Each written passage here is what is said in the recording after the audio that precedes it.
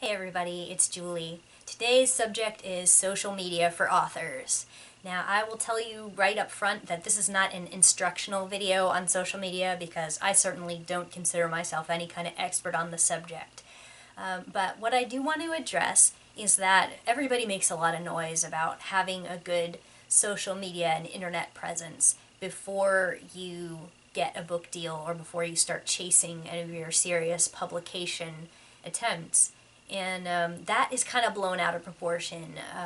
Just so you know, you do not have to have a popular or established internet presence to get an agent or to get published. The only thing it can do is help you, sure, unless you have stuff on there that you shouldn't be saying or doing, of course. But it is not something that agents look for as like a make or break kind of thing. That is usually just more important if your content is somehow joined up to an internet presence that you have, like if the subject matter is associated with a popular blog that you run or something. And that is much more likely to be the case for someone who is pursuing nonfiction. For fiction, it's not a make or break thing, so don't panic too much if you don't have much of a social media profile or you don't have much going on the internet. What I'm going to say is all my opinion, and of course, it is also going to be pretty likely to get outdated pretty quickly. So I'm saying this in June of 2016. And of course, if I had made this video 10 years ago and I had mentioned MySpace, it would have been out of date by the time MySpace became a place that nobody really is doing stuff anymore. And so if I mention a specific social medium that when you see this is not a thing anymore, like don't laugh at me, it's a thing while I'm talking about it right now. So first of all, I should say that I think that the most important thing for an author to have is a website. Just if you don't know how to get a website, then you can probably ask around, but you can create your own website on a lot of existing platforms. You can use something like Tumblr, or if you're a little more savvy, WordPress. There are places and people and services that can help you with this, and I'm not going to give specific advice, but having a blog and or a website is a very good idea, and that is mostly because you will want people to be able to get in touch with you somehow and be able to look you up and find out, hey, what do you do? How can I get your stuff? And of course, if you're doing this before you ever get a book deal or before you get an agent, you don't have a lot to say on that, but you can at least put a little blurb about what you do. And the most important thing is being able to get a hold of you. Provide one or two ways to get a hold of you, either through a web form or just an email address. And that kind of thing just kind of shows that you exist in the world, that you're not a fake person. And it's also kind of a nice touch if on your author website you can have little bios that can be used if you ever get interviewed or if you get featured somewhere. You can have a couple of different bios that have different slants, maybe a super short one, a 2-sentence one, a paragraph one, a silly one, a serious one that focuses specifically on one thing you do if you do more than one thing, and maybe provide a few headshots or nice writing related photos that are posted up there for people to use in helping to promote you. That's always a nice touch, and it's nice to have it sort of media ready if you are expecting or hoping for anybody to come to you for those purposes. On my website, I have a page that shows how you can get any of my books, that you have a purchase page, which is of course very important if you're a published author. There should be an easy, self-explanatory way to get your work. I mean, that's probably why people are there. And then in association with a website or as a website, sometimes you can have a blog where you just talk about what you're doing or any appearances that you have, or it may be very personal and silly, but you can go that route, or you can just have a plain old static website that updates only when there's writing news. It's really up to you as to how much you want to engage with kind of combining your social life and your online life and your opinions and you as a person with your career. And I kind of do both. I have a professional website under like mywritingname.com, but then I also have a personal blog, and there they're connected, but one has a definitely different slant than the other, and I update the personal one several times a week. So anyway, that's as much as I want to say specifically about websites, but I will also say that there are several other websites that I recommend authors at least have a presence on. So right now, Facebook is still a thing. I hear a lot of younger people saying that they really don't use Facebook, but my generation is still using it, and the generation before mine is still kind of using Facebook, if they ever get on the internet at all. So it is a good idea to have a page that they can like on Facebook, and it can be a page, not a personal account. You can have it be sort of like a fan page for your writing, and use your author name, whatever name you write under, and just have a little bit about what you do. And that way people can like it, and then they can also see your updates for if you ever do any signings or events or appearances or whatever. Or your book goes on sale or something, you can put it on there, and people who are actually interested in you can like the page and get your updates. So besides that, I think that authors should be on Amazon and on Goodreads. And I recommend those just because those are the two places where I see most activity going on as far as reviews go. And an Amazon profile is available for authors to have. You can have it joined up to a blog that updates. You can have a bunch of optional stuff, but it is good to just have a little blurb about yourself. And if you get published, then you can look into how to do that. You can maybe ask your agent and or your publisher or your merchandising people, how do you do that if you don't already know, or if you can't figure it out from the instructions. So it's good to have an Amazon profile, and it's very good to have a Goodreads profile. Once a book of yours is on Goodreads, you can claim your author profile, and it becomes something that you can edit and add to, and that's always nice to have. So you can also use a Goodreads or Amazon account to review books, but keep in mind that especially on Amazon, as of right now, Amazon has rules and regulations about what authors can do as far as promotion, and they may consider it to be sabotaging your competition if you leave bad reviews on people. So I've definitely heard this, and I think it's kind of baffling because most of the authors that I know don't consider other authors to be their competition. We generally assume that if somebody writes a product that's similar to ours, their fans will like our work too. We don't usually think, hey, this is a zero-sum game and they can only buy one, so I have to drive them out of business or something. But just keep in mind that if your family and friends or you yourself review your own books positively, that can also be considered to be fraud.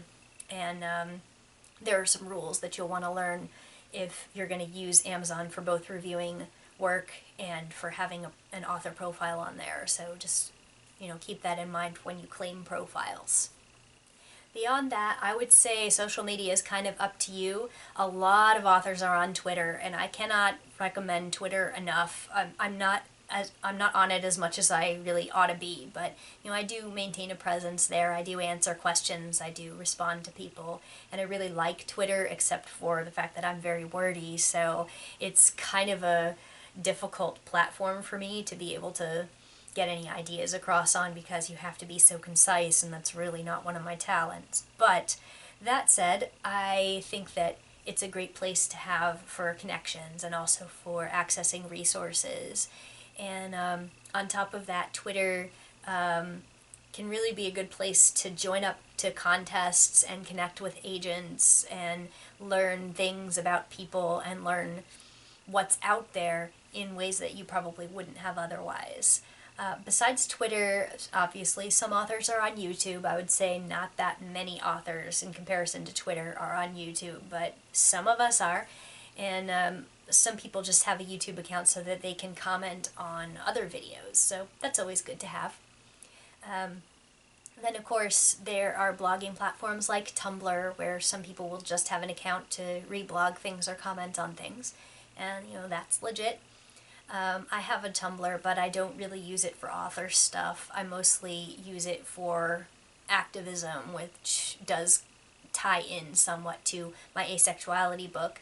and I use it for talking about cartoons and hanging out with my friends. So, that's a lot of fun. But that's more of a personal thing for me. But a lot of people do use it for professional, and it's really easy to use as far as like blogging. Once you get the hang of how to tag stuff, how to make posts, and I like the community there. You hear bad things about it, but I really like it. And the bad things are usually from people who feel like there's too much call out culture there. And, I've seen what they're talking about, but I think that you can also learn a lot from people who spend a lot of time on Tumblr. You can certainly understand a lot of the dynamic there once you've been there for a little while. So don't get overwhelmed by kind of how the culture is there. You can definitely take some lessons home from paying attention to how people talk in that particular community.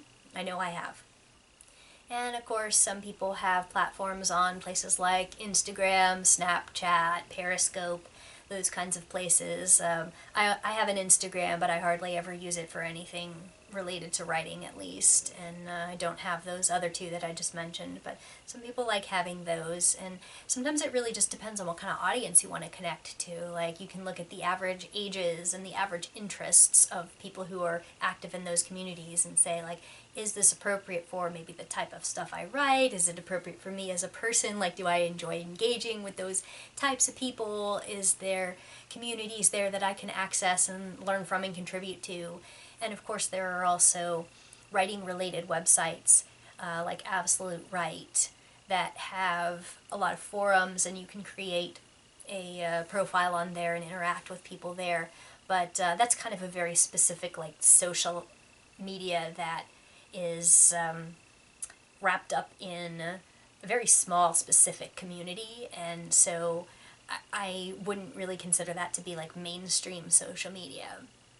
What I really want people to take home from this video, though, is that there's very little that's essential, and people tend to be overwhelmed when they realize, oh my gosh, I'm going to have this internet presence, I'm going to have a whole kingdom built, or else they're going to think I'm not popular. But what I really recommend is that you figure out which maybe one or two, besides having a website, which one or two social media outlets work best for your message. And then just kind of focus on mastering those, being active in those. And if you like to have those other accounts just so that people who primarily use those have a way to connect with you, you can kind of recycle the content onto the ones that you don't use as much. But you will probably burn yourself out and get exhausted if you try to be everywhere at once. You don't have to be everywhere at once, and it's a probably bad idea to try to be everywhere at once. So, some people are fortunate enough to be able to hire or acquire an intern or a manager or something like that who can handle social media stuff for you, but that's probably not the kind of thing anybody who is watching this video for purposes of learning how to build it from scratch is going to have a reason for. So I think that you really should just think about, what do you enjoy doing and what do you want to put out there? It has to be a place where you're going to have more to contribute than, hey, buy my book, and hey, did you hear my book exists? If you're literally just there to sell your book, then you might as well not bother, because people will not follow you. They will not enjoy talking to you if all you do is try to sell your book to them. I would also recommend that maybe you read up on best practices for the platforms that you feel most attracted to. Like, say, if you think Twitter works really well for you, you should know that automatically thanking someone for following you and giving them information about your book is a very bad idea. There's a lot of people who will auto-unfollow for that. So it's a good idea to have access to your purchase pages and whatnot in profiles, but that way people can find it if they're looking for it. You don't want to push it on them or feel like a salesperson, unless you know that's your job. So anyway, I would say that I personally have really connected to personal blogging, and I like being around on Twitter, but it's not my favorite thing.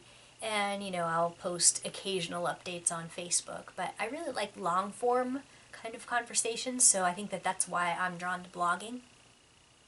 I recommend that if you try a form of social media and it's just not working for you, or you get really overwhelmed and stressed out, like, you can take a break from it and come back to it, or you can try a different kind of social media and see if that works better for you. But just try not to get too stressed out about whether you have enough followers or whether enough people are subscribed to you, and especially don't focus so much on trying to get followers that you forget that you're there to make content.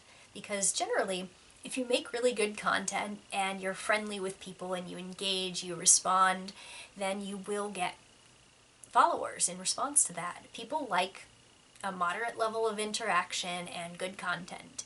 There aren't really secrets to it, and sometimes it can seem like you're doing the exact same thing that somebody who has hundreds of thousands of followers is doing, but it's not working for you. There's not really a formula. There's not really a secret answer. And all you can really do is just keep making the stuff that people would be coming for if they were there to interact with you, and just keep doing what you're doing. And I think that one of the things that turns people off the most is if you seem desperate, if you seem like you really need their attention, or you respond to everything that your subscribers say, and it starts to feel like, why am I even paying attention to this person, because all they do is try to get more attention. Your content will stand on its own, so focus on making good content for the platforms that you want to join. It's really not all about being able to quote a number to somebody you're trying to sell your work to. Just keep that in mind. Remember that it is about the content. It is about enjoying what's there, and that's why we're here to connect with each other in the first place. So I hope that you'll hear that from me, and that you'll internalize that, and that you'll have a great time building your web presence and making connections, making friends, and that you will enjoy a lot of success. So thanks very much for watching. See you next time.